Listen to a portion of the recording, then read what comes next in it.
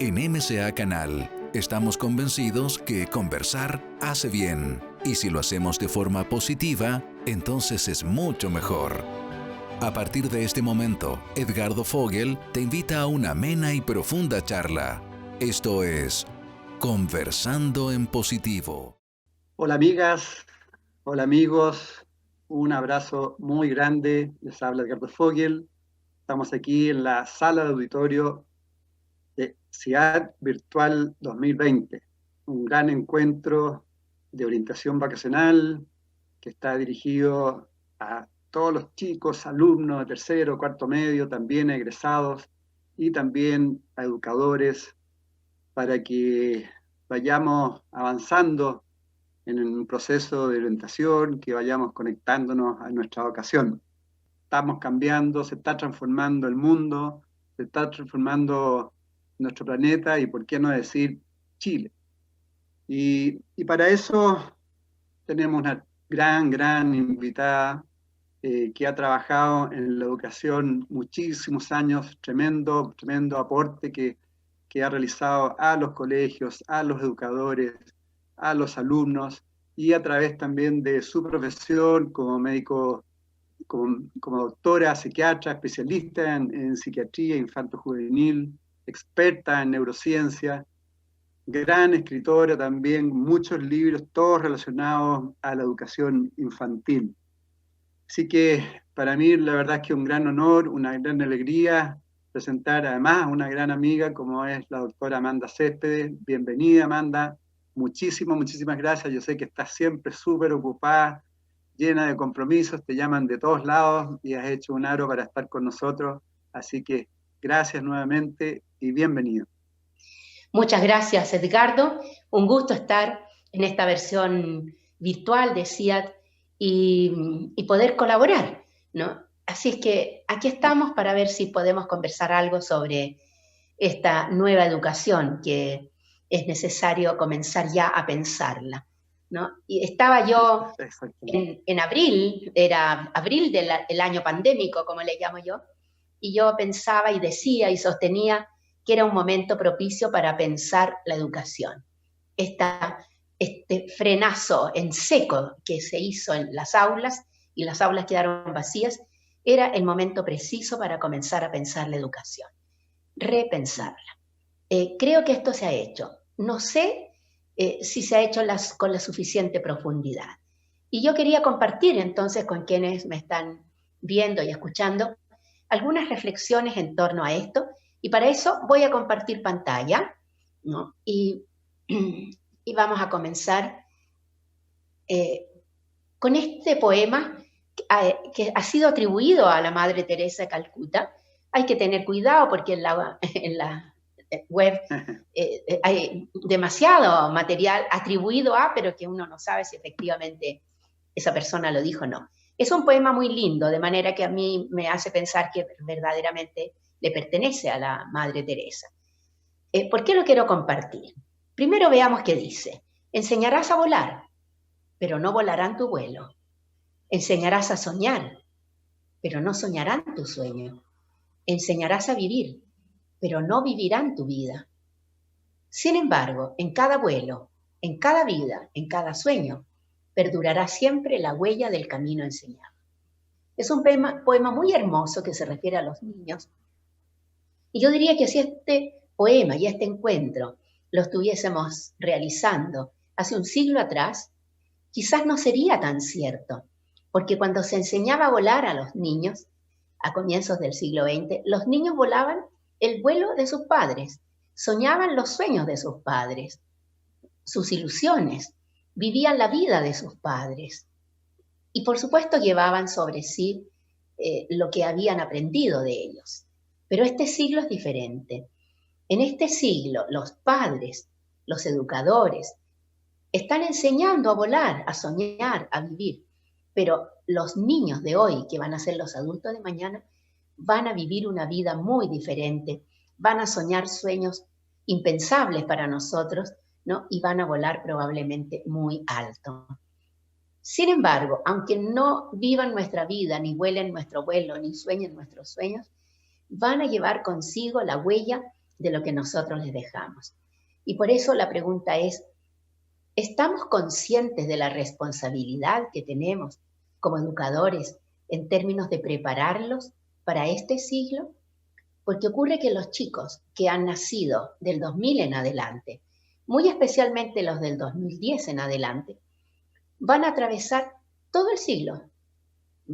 La expectativa de vida ha ido aumentando, ¿no? Ya estamos en la cuarta edad, ya ser centenario no es sorpresa para nadie, y ser de la tercera edad es ser hoy día el nuevo adolescente.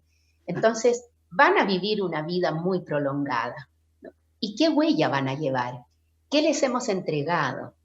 ¿Qué herramientas les hemos dado? ¿Es la educación actual un medio legítimo para poder vivir la vida que les va a tocar en este siglo? Esa es la pregunta. Los padres y los educadores están haciendo la misma pregunta. Y la respuesta que se dan, a mi juicio, es algo simple, es algo incompleta. Porque para muchos adultos el principal objetivo de la educación del niño es entregarle herramientas para el futuro, y cuando dicen entregarle herramientas, piensan en herramientas académicas. El nuevo paradigma de la educación no es sino una versión mejorada del viejo paradigma.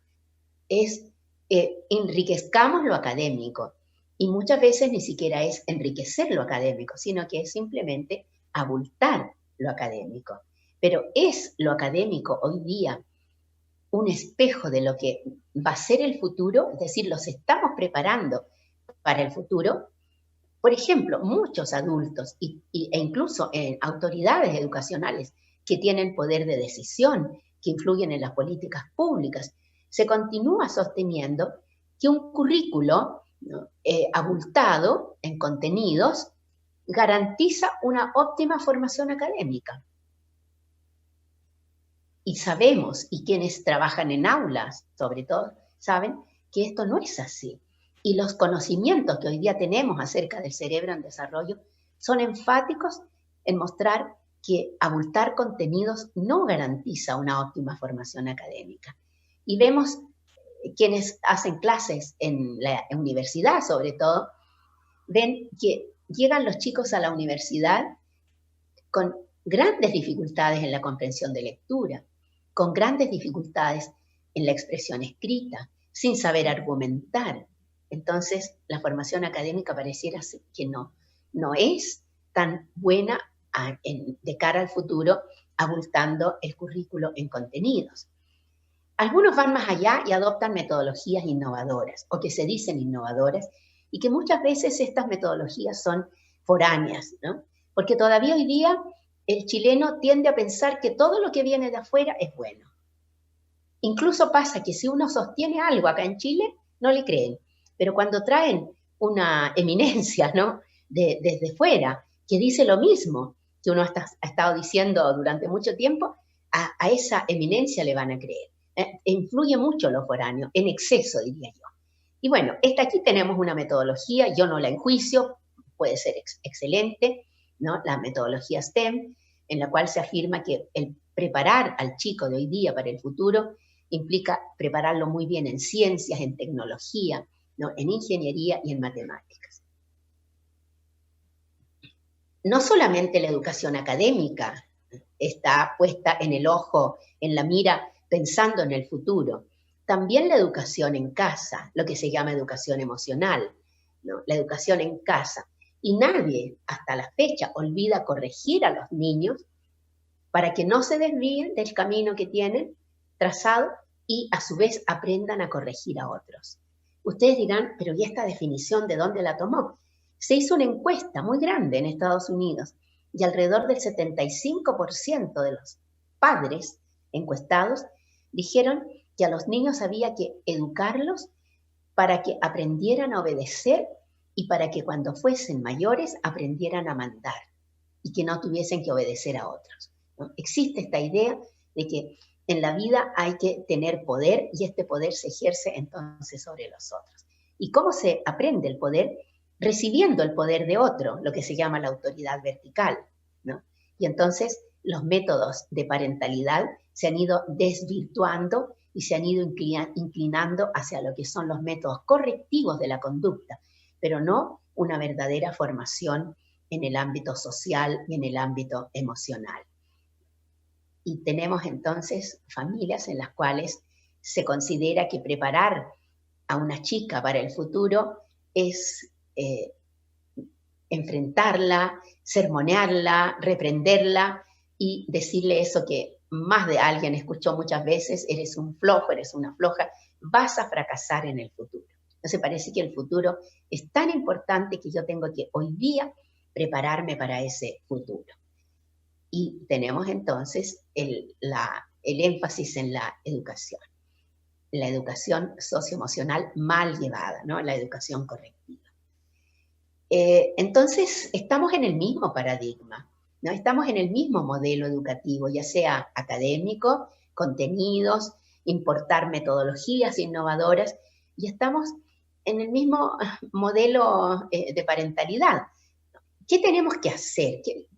¿Es necesario cambiar? ¿Son necesarios nuevos paradigmas? ¿Por qué hoy día se considera que es necesario? Porque ha aparecido un elemento nuevo en nuestra vida. Porque ha aparecido el miedo. ¿El miedo a qué?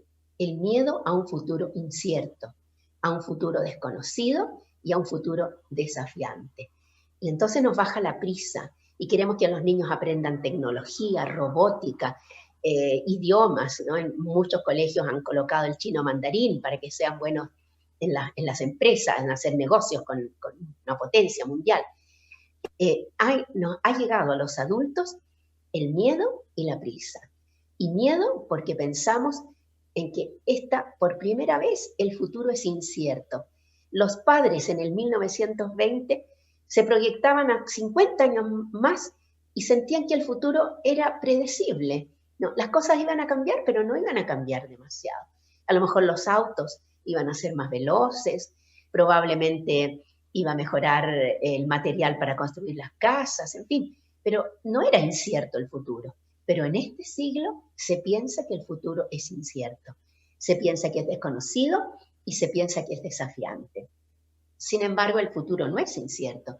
El futuro es lo que hemos estado construyendo lentamente a lo largo del pasado, muy especialmente el siglo pasado, y parte de este siglo seguimos construyendo. Entonces el futuro no es incierto. Si uno se detiene a pensar, se va a dar cuenta que sabemos perfectamente cómo va a ser el futuro. Pero preferimos, como el avestruz, enterrar la cabeza en la arena y no en la tierra y no mirar, porque le tenemos miedo a este futuro que sabemos cómo es. Sabemos cómo va a ser el tiempo del futuro. Sabemos que va a ser realmente un poquito tenebroso, con muchas dificultades, con muchos desafíos enormes. Sabemos, nadie puede dar la espalda a que los océanos se van a acabar, que van a ser reemplazados por millones de toneladas de plástico. Sabemos que en 50 años más, cuando nuestros hijos que hoy día tienen 5 años, tengan apenas 55 años, no va a haber océanos, no va a haber fauna marina, con todo el desequilibrio planetario que ello significa. No solamente que nos falte el alimento, ¿no?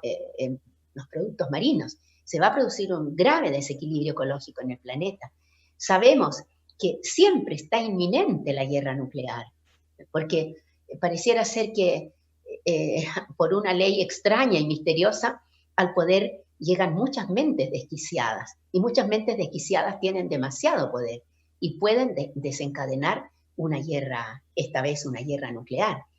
Sabemos que la ingeniería genética ha avanzado tanto, que ahora corremos peligro, porque no sabemos bien si más adelante el vecino que se va a cambiar al lado de nuestra casa va a ser un ser humano, o va a ser un clonado, o va a ser un invento de la ingeniería genética. Obviamente la ingeniería genética va a hacer mucho bien a muchas enfermedades. Se va a poder evitar el Alzheimer, se va a poder evitar la diabetes 2, pero también en manos de personas desquiciadas puede ser muy peligrosa. Va a producirse una deshumanización que ya está presente, pero que va a ser mucho mayor, porque las máquinas van a hacer los oficios que hasta ahora hacen las personas. Y cuando tú te sientas muy enfermo o muy enferma y tengas que ir a hacerte una operación quirúrgica, este es el doctor que te va a intervenir. No vas a ver a nadie, va a ser absolutamente impersonal. Y lo impersonal deshumaniza, porque los humanos somos por las interacciones. Esa es nuestra característica principal, ¿no? Y esto va a ser el Lollapalooza de unos algunos años más. Nos vamos a ir al festival Lollapalooza y vamos a ver esto, no vamos a ver gente. En fin, conocemos el futuro, sabemos exactamente el futuro porque nosotros lo hemos creado. Y la primera señal de que el futuro ya llegó y que nosotros sabíamos lo que iba a ocurrir fue la llegada de este rey coronado, ¿no? El coronavirus, que invadió el planeta como en la mejor de las películas de ciencia ficción y paralizó el mundo humano, paralizó el mundo social. Nos mandó al confinamiento, nos llenó de miedo, nos llenó de temor, transformó nuestras vidas. Y todavía estamos viviendo una vida transformada. La llegada del coronavirus es precisamente un símbolo de esto que yo digo, que esto es el futuro. Y este futuro está en el presente. Sabíamos que esto en cualquier momento podía pasar. Arriesgando tanto con el cambio climático que hemos producido, con la devastación que le hemos producido al planeta, sabíamos que esto podía pasar. Y pasó, y llegó, ¿no? Y nos puso a todos mascarilla, a todos nos mandó a la casa y a todos nos llenó de miedo. Bueno, esto es un símbolo de lo que va a ser este siglo. Muchas situaciones inesperadas, muchas situaciones que nos van a paralizar, porque vamos a decir, no estábamos preparados para esto. Y por primera vez en más de un siglo, todos los habitantes del planeta nos hemos visto enfrentados a lo que en psiquiatría se llama situación límite. En psicología clínica, en psiquiatría clínica, hablamos de situación límite. ¿Qué es una situación límite? Es una situación en la cual percibimos la amenaza sobre nuestra vida o sobre nuestro bienestar. Es una situación que nos puede vulnerar, que nos puede hacer mucho daño. Y pensemos en la pandemia. La pandemia es una situación límite, sin duda alguna, porque amenaza nuestra vida, amenaza nuestro bienestar. ¿Por qué debemos aprender a reconocer las situaciones límite? Y la pandemia ha venido a enseñarnos. Vamos a salir fortalecidos de la pandemia, porque vamos a haber aprendido muchas cosas nuevas. Dentro de ellas, a reconocer una situación límite. Pero también es importante reconocerla porque la situación límite pone a prueba nuestra resiliencia y la de nuestros hijos. Y aquí es donde yo veo un nuevo paradigma en educación. Más que la tecnología, más que las matemáticas elevadas, más que tanto elemento, ¿no?, cognitivo en la formación de nuestros alumnos para el futuro, lo que tenemos que preguntarnos es cómo hacerlos resilientes, porque vamos a vivir muchas situaciones límite. Una situación límite es aquella en la cual percibimos amenaza. Vale decir, sentimos que nuestra vida corre peligro o que corre peligro nuestro bienestar. Y la pandemia es un ejemplo perfecto. Pone en peligro nuestras vidas, sobre todo de ciertos tramos de edad en que estamos mucho más expuestos a perder la vida por el virus, y también pone en peligro nuestro bienestar porque nos encierra en nuestras casas, no nos permite hacer esa vida, entre comillas, normal que estábamos acostumbrados a hacer. ¿Por qué es importante reconocer la situación límite? Porque experimentamos altos montos de estrés, pero no todos. Hay personas que en una situación límite no experimentan estrés. ¿Quiénes son esas personas? Las personas resilientes. Entonces, a mi juicio, un nuevo paradigma en educación debiera ser formar chicos resilientes ahora, para que sean resilientes mañana, porque les va a tocar vivir numerosas situaciones generadoras de estrés, vale decir, numerosas situaciones límite. Y enfermarse no es bueno. ¿Por qué? Porque si yo experimento estrés, me voy a enfermar. El estrés es una reacción de todo nuestro organismo cuando perdemos el control sobre alguna demanda en nuestra vida. Y por eso hay tanta gente hoy día con mucho estrés por la pandemia, porque perdió el trabajo, porque lo suspendieron del trabajo y le prometieron que cuando todo esto pasara lo volvían a contratar, pero no le pagaron nunca más, porque tuvieron que hacinarse 8, 10 personas en una casa con 2 dormitorios, porque faltó la comida, ¿no? Porque no se cumplió con los controles de salud en las personas que estaban con enfermedades crónicas. Es decir, hay gente que está viviendo mucho estrés. En los informes del Banco Interamericano de Desarrollo se dice que la desnutrición en los niños ha aumentado 60% en esta pandemia, porque no hay comida, ¿no? Y no hay forma de hacerse con comida, de buscar comida en muchos territorios, en muchas regiones. Este estrés puede ser agudo. ¿Recuerdan cuando el ministro anunció que se volvía a clases el 27 de abril, hace algunos meses atrás? ¿Por qué? Porque se pensó que la pandemia era algo agudo, ¿no? Y pasaba el virus y se iba a ir. Pero el virus se quedó y no sabemos cuándo se va a ir. Y entonces se ha transformado en un estrés crónico. Algunos ejemplos de estrés agudo para que ustedes aprendan a reconocer las situaciones límite. ¿Qué situaciones límite nos pueden producir estrés agudo? Un accidente. Y hoy día, no sé por qué razón, no lo sé relacionar con la pandemia, probablemente porque hay menos gente en las calles, hay muchos conductores irresponsables que están manejando a sobre 120 kilómetros por hora en las avenidas, sin pensar que ahí puede cruzarse un niño de repente, un anciano que no alcanza a caminar rápido, en fin, los accidentes han aumentado. Las enfermedades, una enfermedad inesperada, y hay mucha activación de enfermedades en esta pandemia, ¿no? Un terremoto también es un estrés agudo, una mala noticia. Pero aprendamos a reconocer el estrés crónico también, la violencia intrafamiliar. Pensemos lo que ha sido la pandemia al interior de un hogar donde hay violencia intrafamiliar. Todos, absolutamente todos en ese hogar están enfermos, gravemente enfermos por el estrés. Y esto como que de repente no se le da tanta importancia, es un problema de salud pública. La violencia en el ambiente laboral. Muchas personas han tenido que mantener sus trabajos a pesar de los peligros de la pandemia y hay menos gente trabajando y probablemente los patrones exigen que rindan el doble, el triple, y aparece la violencia en el ambiente laboral. La violencia territorial, como sabemos en Chile, que tenemos violencia territorial. E indudablemente la pandemia, ¿no? ¿Por qué es tan importante esto? Porque el estrés derivado de una situación límite daña todo el organismo y nos fragiliza. Y acá voy entonces a este nuevo paradigma en educación que yo siento que es tan importante. La única forma de no vivir estrés a pesar de estar en una situación límite es que seamos resilientes. Porque cuando somos resilientes somos fuertes, no nos fragilizamos. Y hoy día es muy importante que en el modelo educativo imperante se produzca un cambio de mirada, se produzca un cambio de paradigma y se piense no ya solo en lo cognitivo, solo en lo académico, que está agotado como tema, y se piense cómo hacer resilientes a los niños de hoy que van a atravesar como adultos todo el siglo. Todo el siglo. Esto es muy importante porque los que son niños hoy van a enfrentar muchas situaciones límite a lo largo de todo este siglo.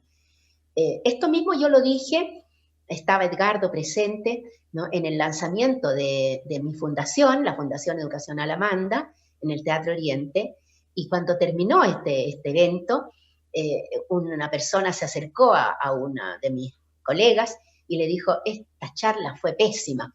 ¿Quién le dio autorización a esta señora a venir a anunciar tragedias cuando la vida para adelante va a ser mucho mejor? Vamos a tener mucho más recursos, vamos a tener tecnología, vamos a tener mucho dinero. No va a haber tragedias. Cuando dañas el planeta, las tragedias aparecen. Tenemos que aceptar eso, que hemos dañado el planeta. Y cuando uno dice dañar el planeta, nos hemos dañado a nosotros mismos también, ¿no? Muchas de las tragedias que van a venir van a derivar del cambio climático. Y ya hemos visto los incendios en California, los incendios en el Amazonas, que son nuevos, ¿no?, y que son producto del cambio climático. las tragedias que van a venir van a ser producto de la violencia social, y ya la estamos viendo en las oleadas migratorias que se están produciendo en distintos lugares del planeta. Y como ven ustedes en esta fotografía, la violencia social siempre involucra a los niños, ¿no? Estos niños, en esta situación tan grave como vemos aquí, estos niños van a quedar con estrés postraumático, ¿no? Y el estrés postraumático es un daño importante emocional que puede producir graves cambios de personalidad. Esto tiene consecuencias muy serias. También tenemos que tener presente que va a venir una mayor deshumanización progresiva provocada por la tecnología disparada, sin control. Tenemos que tener claro de que necesitamos un control ético sobre el avance de la tecnología, porque la tecnología nos está deshumanizando. Por lo tanto, un nuevo paradigma de educación implica que tenemos que innovar, no para que tengan más éxito en la construcción de grandes, ¿no? Naves espaciales o de viajes a exoplanetas. Por supuesto que eso es importante, pero sobre todo es importante formar personas capaces de crear condiciones que lleven a producir profundas transformaciones en la sociedad. ¿Qué necesitamos? La frase abajo lo dice todo. Tenemos que reconstruir la sociedad a escala humana, porque nosotros tuvimos en algún momento una sociedad a escala humana. Chile la tuvo.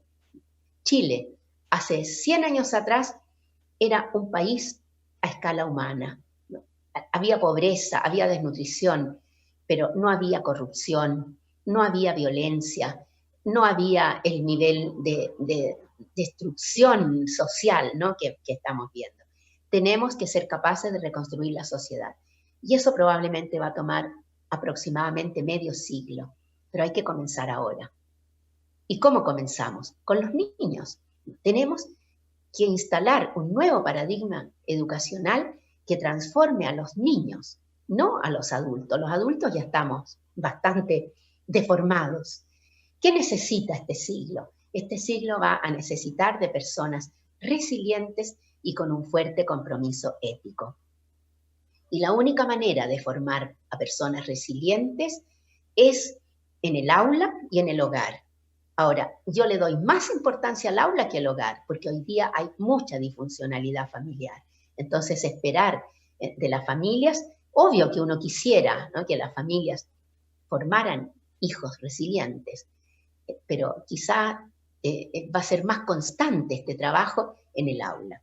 Y además necesitamos personas con un fuerte compromiso ético, ¿no?, que es, la ética es lo que se ha deteriorado más. ¿Qué es la resiliencia? Brevemente. La vamos a definir como la capacidad humana de enfrentar, superar, aprender e incluso verse transformado ante las adversidades inevitables de la vida. Eso es. O sea, yo tengo resiliencia porque tengo la fortaleza para enfrentar situaciones adversas muy severas en mi vida sin enfermarme, sin presentar estrés, sin sentir que perdí el control sobre la situación. Y voy a aprender y me voy a transformar, voy a crecer integralmente, ¿no? Esta es una de las definiciones más bonitas que yo uso y que la planteó Edith Henderson Grothberg, psiquiatra, ¿no?, judía, que sobrevivió al Holocausto y evidentemente quienes sobrevivieron al Holocausto nos han dado una lección de resiliencia para toda la humanidad, ¿no? Viktor Frankl, Edith Grothberg, etcétera, etcétera. La resiliencia es una fuerza inherente a nosotros, porque nosotros la llevamos en nuestros genes. Ha sido heredada de nuestros ancestros, la tenemos en nuestro interior. Pero la resiliencia es un potencial, ¿no? Y este potencial puede fortalecerse o puede debilitarse a medida que el niño va creciendo. Y hay factores que la estimulan a desarrollarse y fortalecerse, y hay factores que la destruyen. Y lamentablemente hoy día en la sociedad chilena hay más factores destructores de la resiliencia que factores estimulantes de la resiliencia. Y por eso tenemos que recuperar esto. Todos los estudios ahora muestran que hay factores esenciales para desarrollar y fortalecer la resiliencia. Y estos lo que más interesa a las personas. ¿Cuáles son esos factores esenciales? Y muchas veces se piensa en factores muy sofisticados. Bueno, yo digo esto, que la resiliencia se escribe con 5 letras, con la A de apego, con la B de vínculos, con la C de confianza, con la S de sabiduría y la P de propósito. Resiliencia se escribe con 5 letras.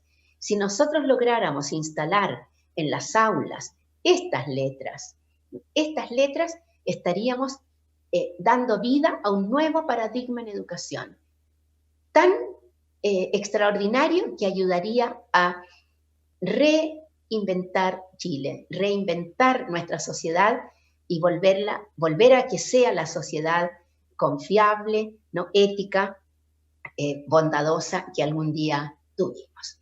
Con estas 5 letras entonces vamos a lograr formar individuos capaces de devolver lo humano a una sociedad que va muy velozmente en la senda de la deshumanización, ¿no? Si no lo hacemos, vamos a tener que aceptar que nuestros chicos a lo mejor van a estar fantásticamente preparados en robótica, en tecnología, en matemática avanzada, pero van a estar profundamente deshumanizados. Así es que eso es lo que yo quería compartir con ustedes y les invito a que conversemos al respecto, ¿no? Y la idea mía es conversar con Edgardo y con ustedes, por supuesto, si tienen algunas preguntas que hacer. Muchas gracias, Amanda. Bueno, muy fuerte tu diagnóstico, bien profundo, bien honesto, real. Me quedan algunas, digamos, hemos conversado otras veces en MSA Festival y en otras instancias, en conversaciones, también en cómo, por ejemplo, acá en CIAT hay muchos chicos de 16, 17, 18, 19 años, y también profesores. Cómo claramente hoy se habla que se está produciendo una transformación también, y eso implica un desarrollo de conciencia para salir de la deshumanización, tal como tú dices, y llegar al apego, a la confianza, a la sabiduría, al propósito. ¿Cómo transmitirle ese impulso de conciencia? Ya, a mi entender, ya está pasando en muchos jóvenes, pero ¿cómo potenciar más el desarrollo de conciencia en jóvenes y también en educadores? Porque tal como tú dices, los educadores tienen una tremenda responsabilidad y misión de que nosotros los seres humanos empecemos como a conectarnos con lo más trascendente y empezar a generar una sociedad más humana. Eso quería preguntarte. Bueno, hay indudablemente muchos factores. Ahora, yo destacaría para los jóvenes una certeza. Cuando se tiene 15, 16 años, hay que saber que se ha ido acumulando durante 15 o 16 años previos, los 15 o 16 años previos, una tremenda fuerza interna. Y esta fuerza a los 16 años pugna por salir y puede tomar 2 caminos. Y de hecho siempre toma esos 2 caminos.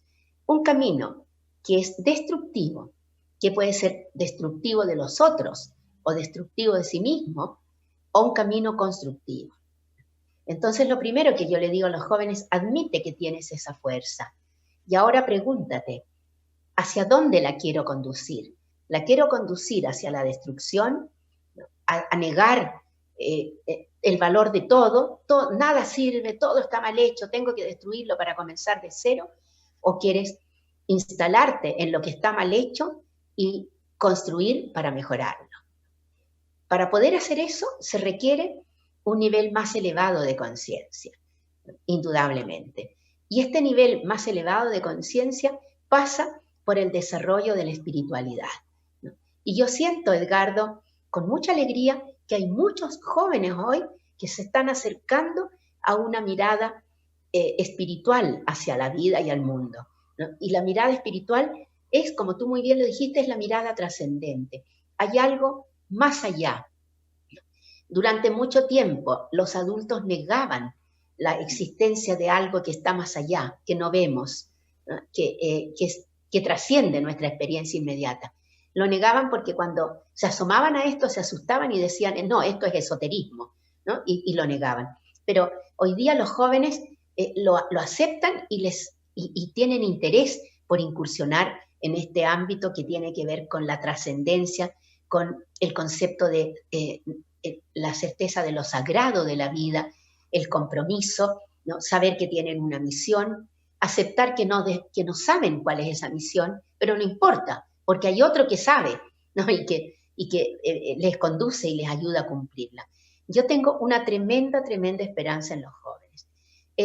Ya he podido comprobar una generación completa que va entre los 25 y los 40 años de edad, que es una generación maravillosa, que son estos chiquillos que van al supermercado y que vuelven a la casa con 3 limones, con 2 cebollas y 2 papas.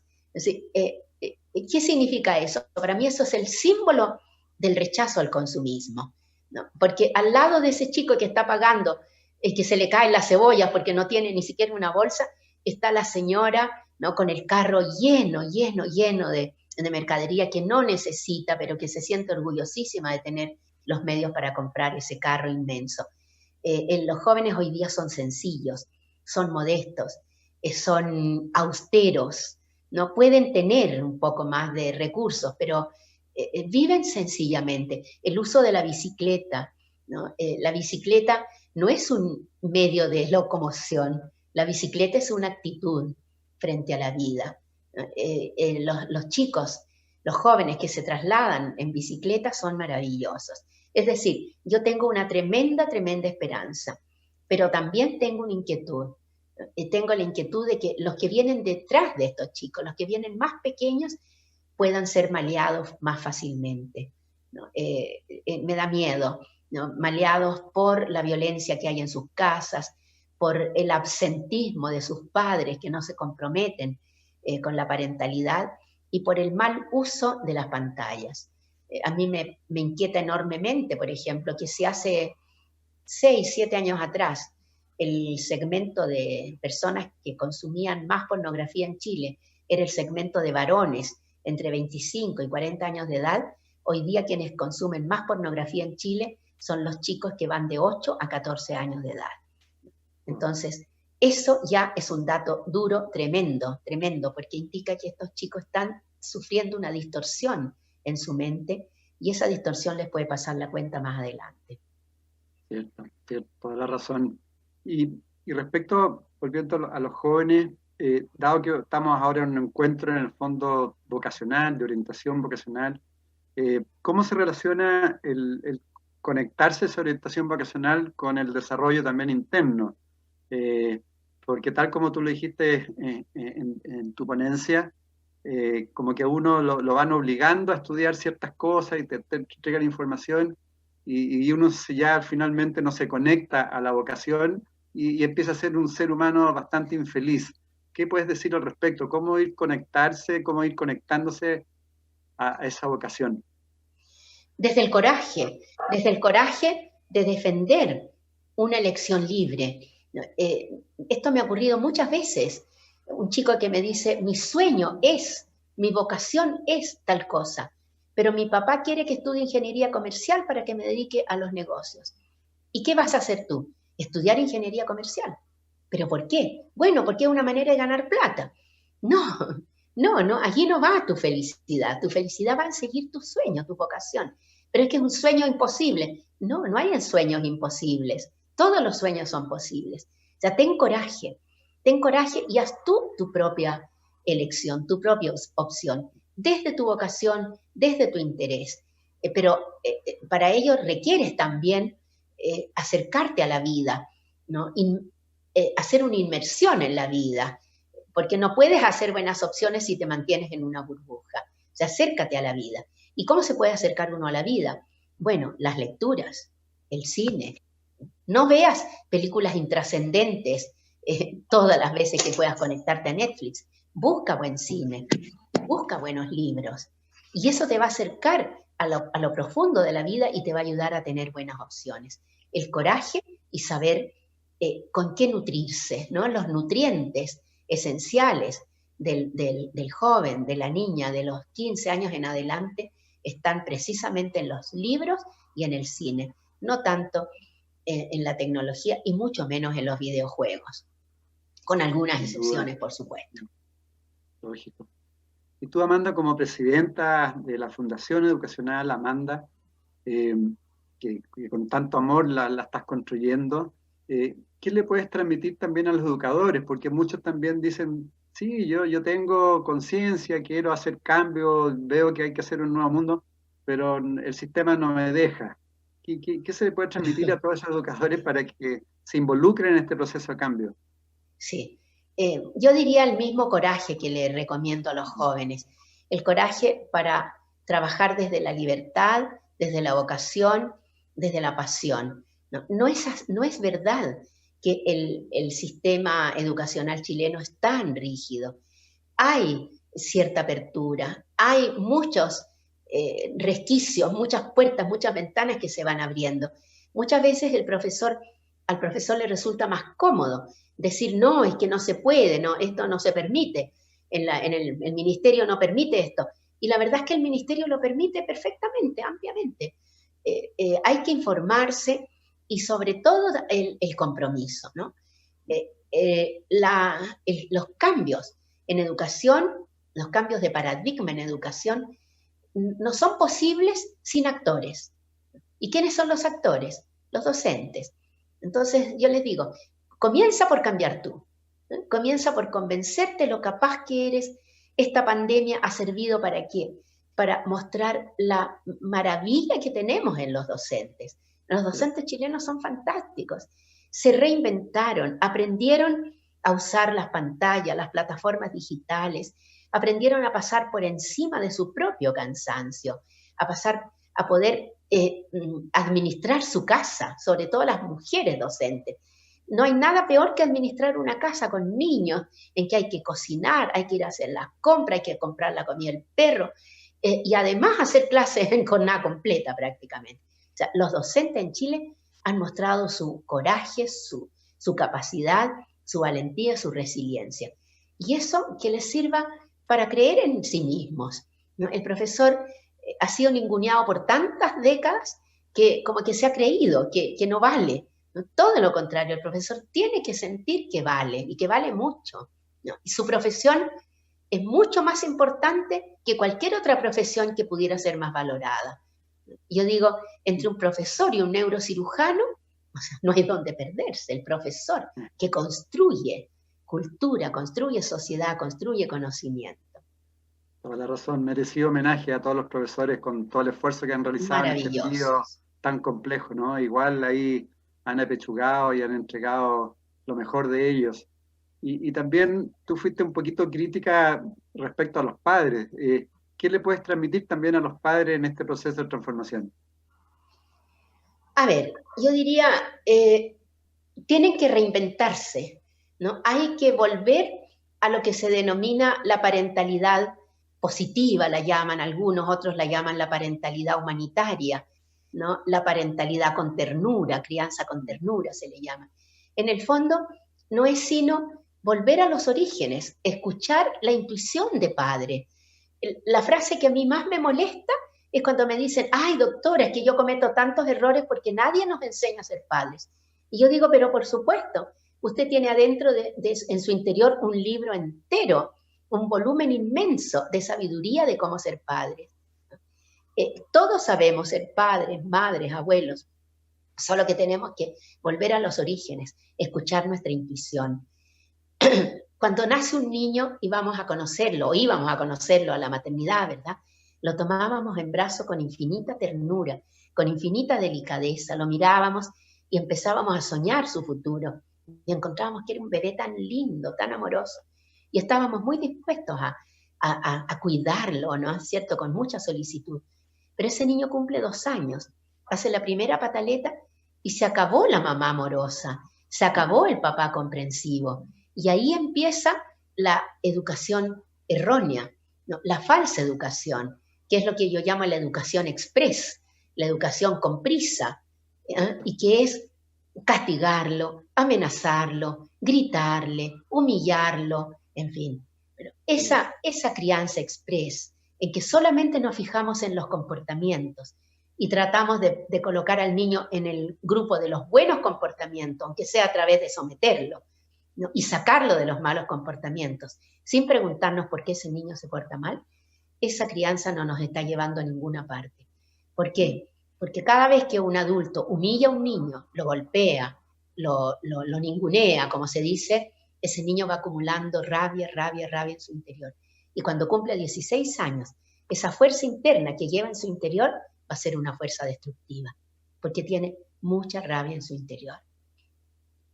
Toda la razón. Bueno, ya se nos llegó el tiempo, pasa muy rápido.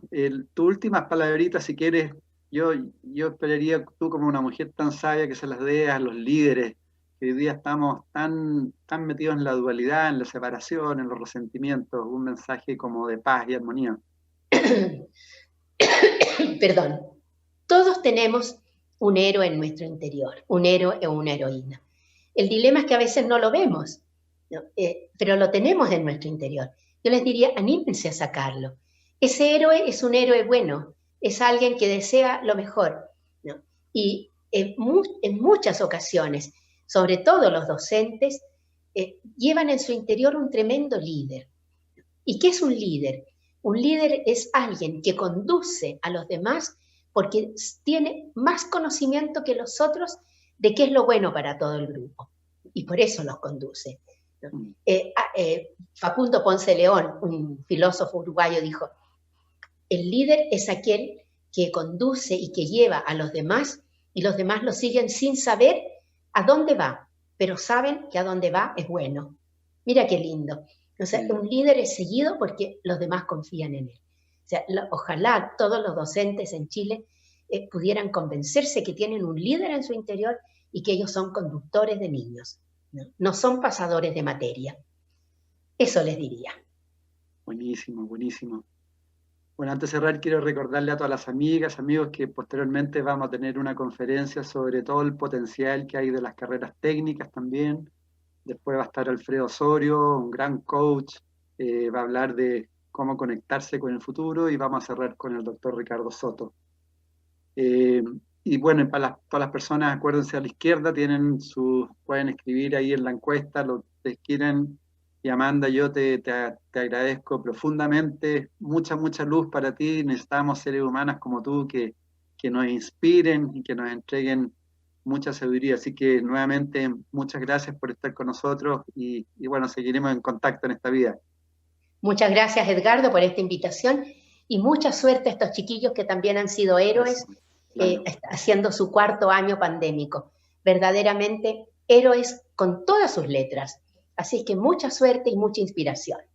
Toda la razón, sí, mucho éxito a todos los chicos. Muchas gracias, Amanda. Gracias a ti. Nos vemos. Chao, chao. Chao. En MCA Canal estamos convencidos que conversar hace bien. Y si lo hacemos de forma positiva, entonces es mucho mejor. Edgardo Fogel te acompañó en una amena y profunda charla. Esto fue Conversando en Positivo, un momento de luz para compartir experiencias de vida por MCA Canal, resonando con el alma.